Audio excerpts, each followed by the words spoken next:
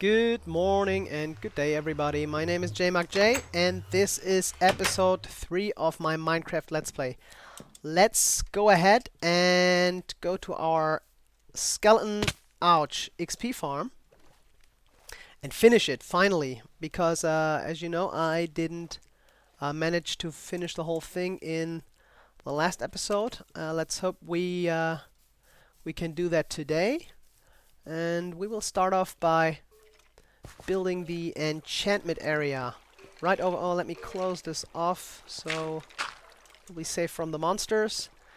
And I told you already, it's gonna be here on the opposite side of our skeleton falling tower, which is running at the moment, and it works perfectly. One hit kills. And I get quick XP. That was like maybe 7 skeletons, and I went from level 5 to level 13. I wonder if they changed that. I wonder if they give you more XP for each kill than they did before, because I don't remember charging up on my XP so quickly. But okay, well, I don't know. Maybe I'm gonna look it up on the wiki eventually. Now let's go ahead and open this wall. As you can see, I've already messed with this part. The enchantment table should be exactly on this line. Already made one, crafted one. Let's put it here and build the hole or the opening in the wall around it. I need an opening that's 5 blocks wide, because the bookshelves need to be 1 block apart from the enchantment table. Now let's see. It's so awesome to have an efficiency 4 pick. It's just great. And that really confirms the notion that that it was the right decision to start off with an XP farm as a first project, so to speak, because it's so important to be able to enchant your tools as soon as possible. My efficiency 4 pick broke, and I made a new one. Unbreaking 3, efficiency 4, and fortune 2. Yeah, I'm using a fortune pick to build stuff as a building pick. To me, it's not really a waste of the fortune, because if there's fortune 3, it really doesn't make sense to use fortune 2 on diamond ores and redstone ores. So I'm just gonna use it as a building pickaxe. No big deal. Okay. Okay, that's how it's gonna be. I will also use some sticky pistons. 18. I'm gonna put him, well, let's do it right now. I'm gonna put him here behind the bookshelves, so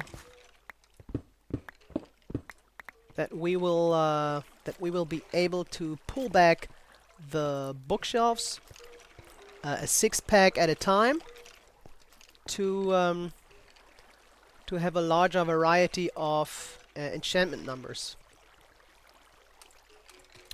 Yeah, let me place those and then I'll be back. The redstone is done. Finally, it took me quite some time. First of all, I replaced this lever for the on and off switch of the skeleton farm with a button. So now we have a button to switch on and off the skeleton farm. This, of course, required me to install a T-flip-flop system here. Very simple stuff. I'm going to do the same thing here with this lever, replace it with a button. And now for the... oh, it's pretty laggy. How many skeletons do we have here?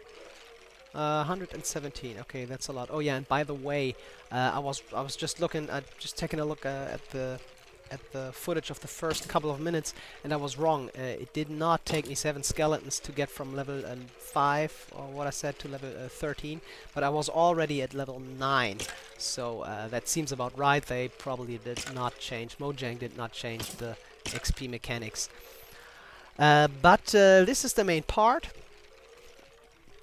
It works the way I wanted it to, and yeah, this is the default position. We always get level 30 as the highest enchanting number when we put a tool onto the table. Now, if we hit the button once, then this setup of, or this set of bookshelves is being pulled back, and then we always get 24. Well, sometimes 25 or 26, but most of the time 24. Push it again, and these bookshelves are being pulled back. Now the numbers are even lower, and now the lowest. And that's why I wanted to do that, because it's pretty useful, since we only have one skeleton spawner, and that means it takes quite some time to pile up enough cigarettes up. Excuse me, to pile up enough skeletons to get to level 30. We might not be patient enough every time, or maybe don't have enough time. So sometimes we might go for an enchantment of level 20 or 15 or 24, and for that, this piston pull push system is very useful, like I told you. Okay, I extended the ceiling into the enchantment area. Also, I changed the floor, but I'm not very sure about the choice of materials. Well, I decided I will have to figure out first the final shape of the room as a whole before I can make any detailed decisions as to how the ornamentation will look like. So I put the chairs away from here. I removed the boxes and put them here, and I decided that well, this will be the exit or the entrance, and I decided that I will gradually narrow the room into the exit and see how that looks. Is that's weird. What am I going to do? Well, this is the middle part. So 1, 2, 3, 4. 1, 2, 3, 4. 1, 2, 3. 1, 2, 3. So like this, right? Yes. Yeah. That's probably how it will be. Take out these two columns and see where we go with that. Okay.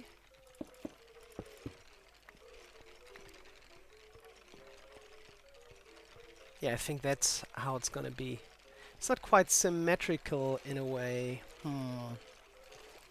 Because we have 4 columns or pillars here and only 3 on this side. So what can we do about that? Can we do anything about that? Haha, I found a very easy and nice solution to our little symmetry problem here, which is I'm going to move this part here and close this off. Let me show you. We can do this on camera real quick. Of course, the piston has to go and go to the other side like this, and like this, and then it's done. We have 4 columns here and 4 columns here, kind of.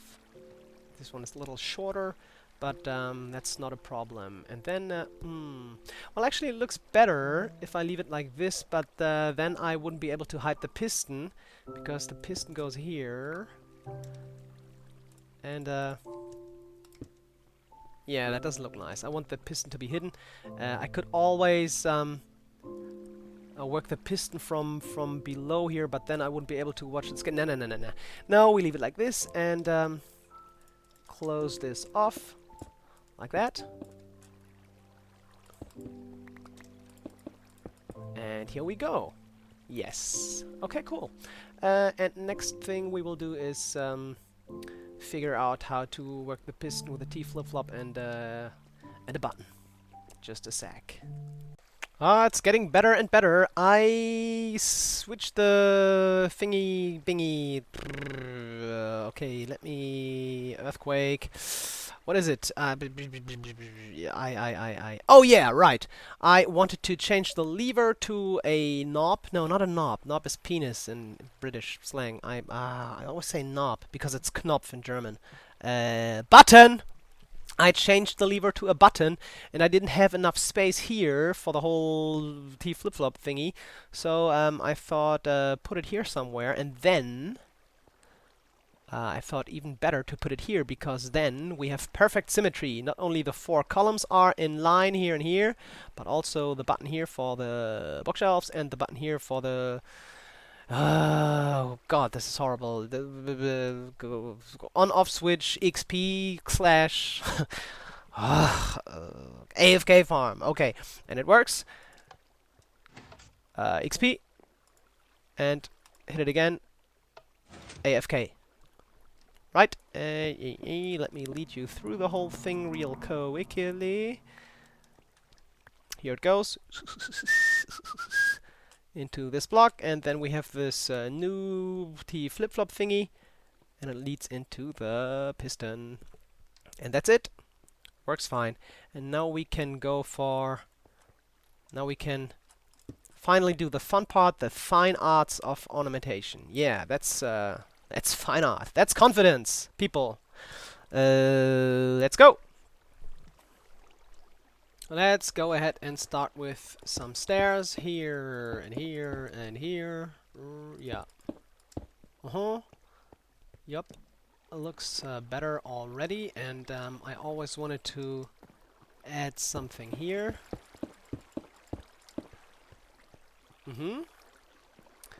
Now, I'm afraid if I put a stair here, yeah, lighting glitch. I might be able to do something about that. I don't know. I'm not sure if maybe I put a torch on top of the upside down stair. It might stop the lighting glitch. But let's see if we can. What happens if I put this here and then here and like this and then like this and like this? Yeah, that's kind of nice. Now let me test real quickly if we can stop the lighting glitch. We certainly can. It still looks weird. I put a torch on each upside down stair here on the corners, and it does work. It's still, yeah, it has still a lighting glitch. You can see that it's brighter here and here than it is here, but it looks okay. It looks okay. I'm gonna do the same thing for the 2 corners here and this part, and I'm going to work on our little hallway, on our little exit hallway. And well, I was going to build it straight, but then I realized that's kind of dumb because the mountain goes this way very far. So I'm just going to push left here, and we will be somewhere. Well, let's see where this leads us. Aha! Here. Okay, and then we can build a little bridge, and there's our house. So that's all right, I guess. I would have liked it if it would have been straight, the entrance hall here, but that's fine. That's fine. Okay, let me work on this a little bit more, and then I'll be back. Yeah, the hallway is done, but it's very boring, so let me do some more work. Yeah, that's way better. build a little entrance here. I think there's going to be a metal door in the future. And what I used was the spruce wood, I think it's called, the dark wood, with cobble fences, and yeah, I used the stairs and the upside down stairs here to make the wall of the hallway a little more interesting. And now for the transition from the room to the hallway. First of all, we might break this up and use stairs as well. And then we would need, of course, brickstone here. Let's see. And same thing here, brickstone. No, not this way. Like that. Yeah. And of course, this needs to be changed as well. Brickstone or stone brick. You know what I mean. And oh, yes. Well, I probably should keep using this pattern. Fences here. And am I missing something here? Oh yeah. Yeah, same thing here. Oh geez, it's kind of complicated. And that, right? Oh yeah, and that.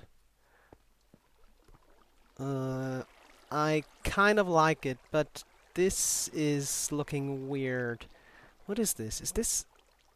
Oh, that's a stair. Let's try stairs here as well.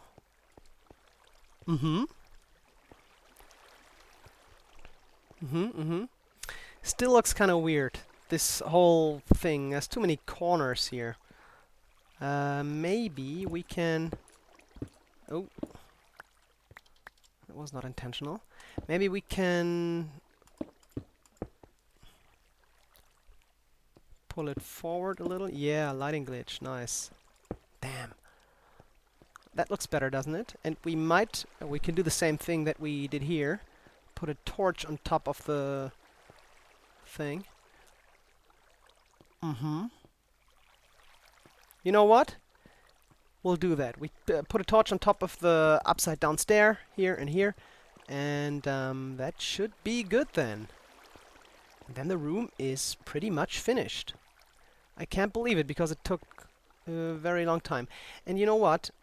Looking at it now, I kind of break up the wall pattern, which is plain, when I continue the floor pattern here. So let's use the stone brick slabs instead of the stone slabs.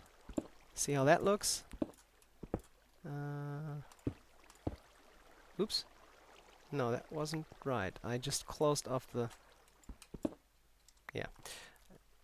Like this. What do you think? Better? I don't know. I'll have to think about it, but I like this.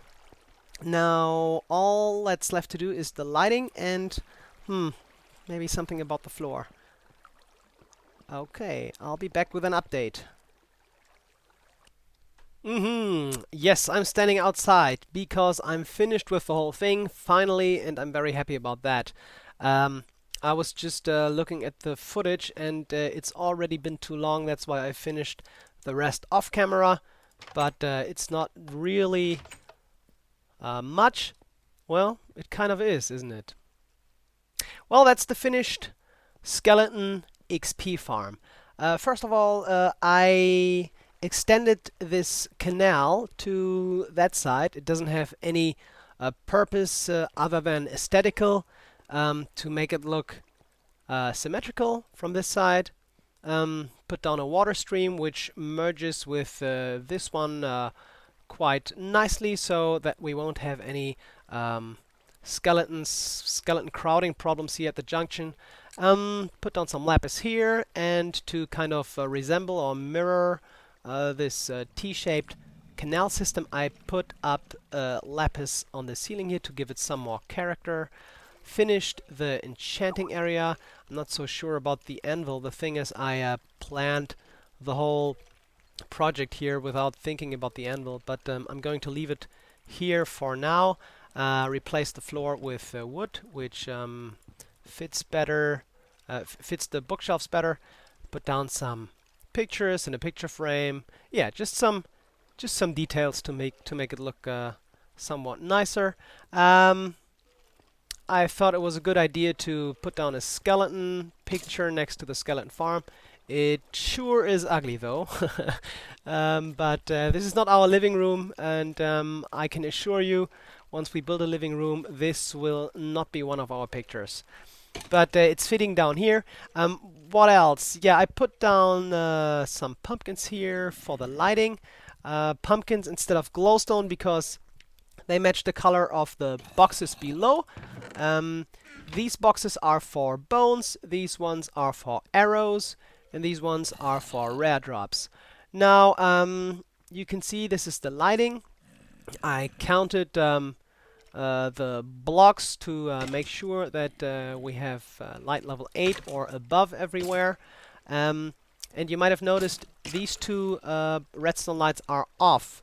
And they are off for a reason, because when they are turned on, then the light spreads into the cage and affects the spawning negatively inside the cage.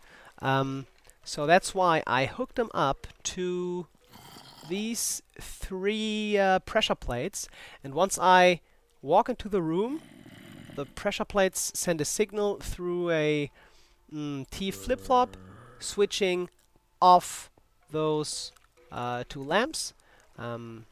So that the spawning is still at the highest rate in here, and no monsters will be spawning while we're in here in those dark spots, because we are less than 24 blocks away from these 2 spots, meaning that we are safe from the monsters as long as we are inside. And once I walk outside, like this, the lamps are on, and we will have no spawning either. Let me switch it off and switch it on again. Okay, yeah, that's it. That's the episode. I'm very pleased with how it worked out. I'm happy that I'm finally finished. It did take a long time after all, as it always does. Every project is always much longer than you plan it to be, time-wise. Next time we will be building something outside again. We've spent enough time in the cave, probably around the coastal area here, but well, I don't know what exactly. That will be a surprise, I guess, for the next episode. Well, we are done. I thank you for watching. Leave a like if you like, or a comment if you like. Do whatever you like. I'm going to bed, and I'm saying goodbye and good night.